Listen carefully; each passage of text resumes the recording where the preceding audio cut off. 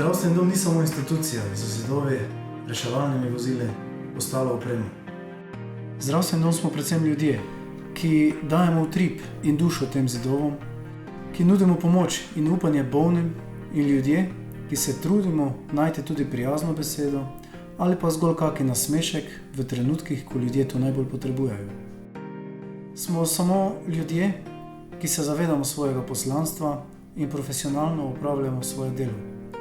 In smo še vedno samo ljudje, s svojimi mejami in zmožnostmi. Pa kljub temu nič nam ni težko. Za vas se potrudimo po svojih najboljših močeh.